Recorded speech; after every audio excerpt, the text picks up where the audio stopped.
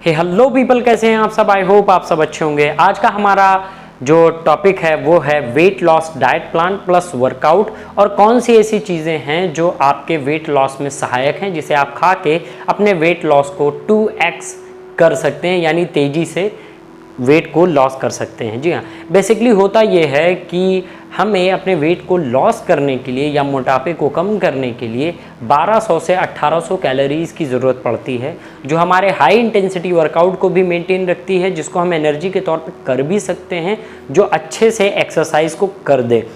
इसीलिए मैं आपके लिए लेके आया हूँ ना 1200 कैलोरीज़ ना 1800 कैलोरीज़, ओवरऑल 1500-1600 कैलोरीज़ की एक डाइट प्लान है, जिसको खा के आप अपने फ़ैट को कंट्रोल कर सकते हैं और एक्सरसाइज के ज़रिए उसे घटा भी सकते हैं।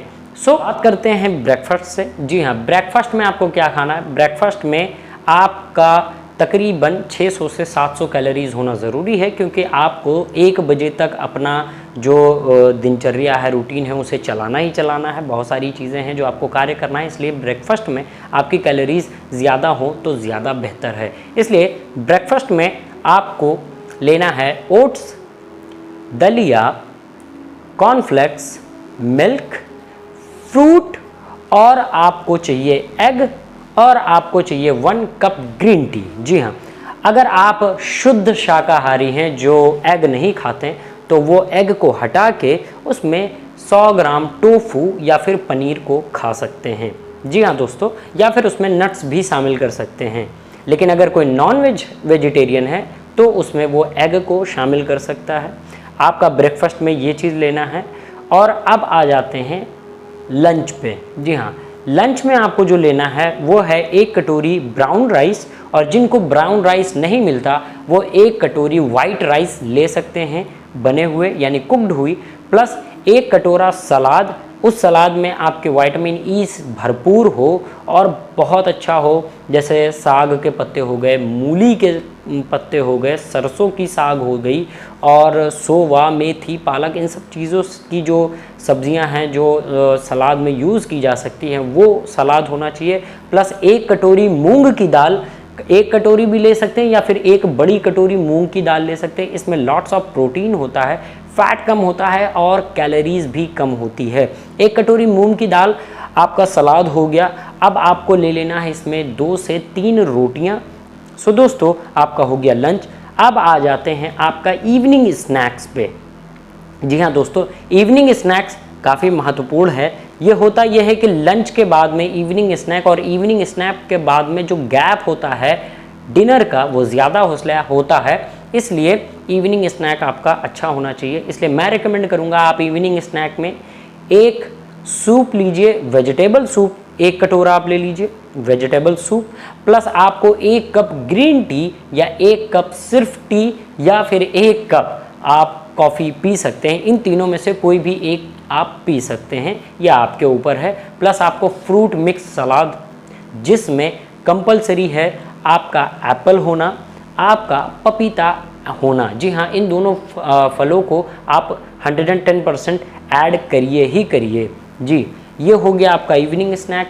और अगर आप नॉन वेजिटेरियन हैं तो आप इसमें एग भी खा सकते हैं। अब आ जाते हैं डिनर पे। जी हाँ दोस्तों, डिनर जो है, डिनर में आपको और ज़्यादा बेहतर लेना है।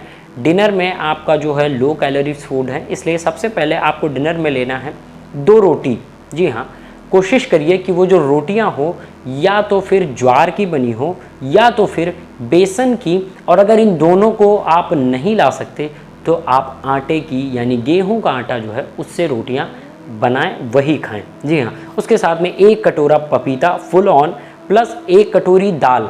1 कटोरी दाल में मैं 3 दाल आपको रिकमेंड करूँगा। 1 मूंग की दाल, या फिर दूसरा मसूर की दाल, तीसरा राजमा। जी हाँ, राजमा दाल। इन तीनों में से कोई भी एक आप खा सकते हैं। फिर आपका 1 कटोरी सब्जी मिक्स्ड होनी चाहिए। सब्जी जो हो वो मिक्स हो। उस मिक्स सब्जी में आप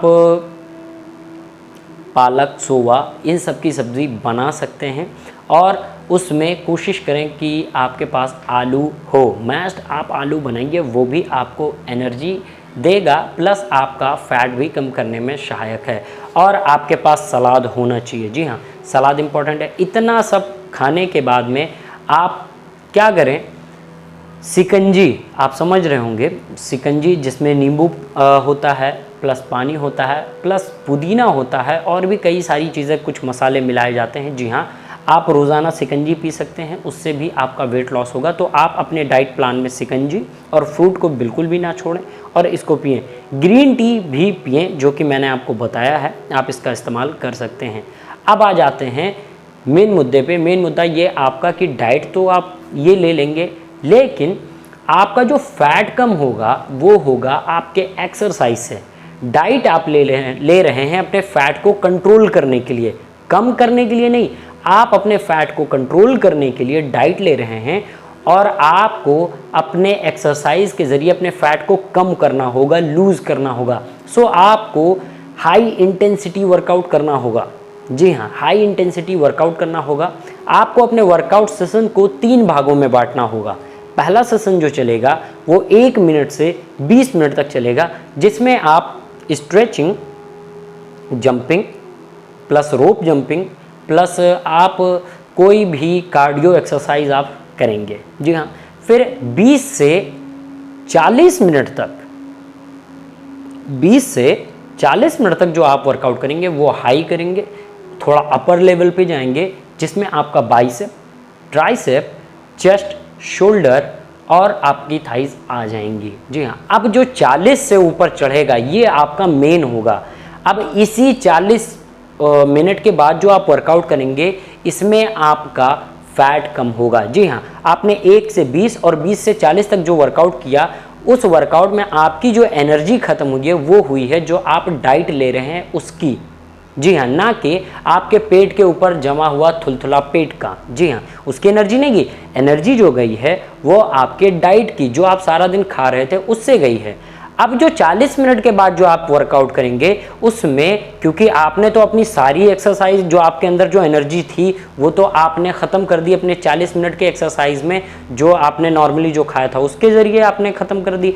अब जो आपके पास पेट की चर्बी है वो गल के, मतलब कम होके, धीरे धीरे चर्बी को प्रोसेस्ड करके वो आपको एनर्जी प्रदान करेगा, और आप 40 मिनट के बाद जो वर्कआउट करेंगे आप अपने पेट के, अपने फैट के एनर्जी के दम पे करेंगे। और जब आप अपने फैट के एनर्जी पे वर्कआउट करेंगे तो आपका फैट कम होगा। आपका इन 40 मिनट में जो पसीना निकला है उससे कहीं ज़्यादा पसीना इस 40 मिनट के बाद निकलेगा।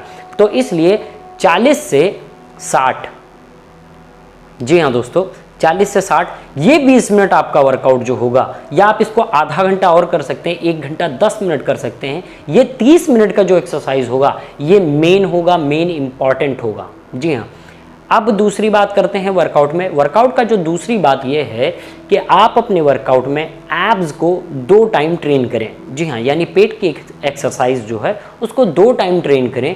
एक सुबह उठने के बाद में आप उसको ट्रेन करें, और दूसरा जो शाम को एक्सरसाइज कर रहे हैं उसमें, या फिर जो लोग सुबह एक्सरसाइज करते हैं वो भी सुबह एक्सरसाइज में उसको ट्रेन करें पेट को, प्लस शाम को एक्सरसाइज में भी ट्रेन करें। इससे आप अपने फैट को रिड्यूस करने के लिए 2x ज़्यादा पावर से करेंगे और आपका जल्दी फैट रिड्यूस होगा। जी हाँ, तीसरी चीज़ आपको जो अपने वर्कआउट में इंक्लूड करनी है वो है 30 बार स्क्वाट्स करना। जी हाँ, 30 बार इसलिए मैंने बताया क्योंकि 12, 10, 8 का रेपिटेशंस हैं, तो इससे आपको फ़ायदा मिलेगा। जब 30 बार आप अपने डेली के स्क्वाट्स करेंगे हर एक्सरसाइज के बाद, तो आपका टेस्टोस्टेरॉन लेवल जो है वो बूस्ट होगा, और जब टेस्टोस्टेरॉन लेवल बूस्ट होगा तो आपका फैट रिड्यूस होने में ज़्यादा समय भी नहीं लगेगा और आप जल्दी अपने फैट को रिड्यूस। सो दोस्तों, कौन कौन सी चीज़ें हैं जिससे आपको खाने से बचनी है, जो कि आपके लिए ज़रूरी है? वो चीज़ें हैं, तली भुनी चीज़ ना खाएं।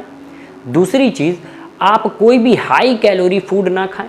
तीसरी चीज़, आप जो भी फूड खाते हैं वो प्रोसेस्ड ना हो, यानी कि पैक फूड ना हो, लेज़ ये वो फलाना ढिमकाना, इनको ना खाएं। अब मैं आपको बताता हूँ खाना क्या है। जी हाँ, लो कैलोरी फूड खाएं, प्लस आप फ्रूट्स पे ज़्यादा आमादा रहें, प्लस आप एक वे प्रोटीन का सप्लीमेंट ऐड कर सकते हैं जिसमें हाई प्रोटीन हो, आप उसे खा सकते हैं। इससे आपका फैट और तेज़ी से रिड्यूस होगा और आपको प्रोटीन की कमी भी नहीं होगी।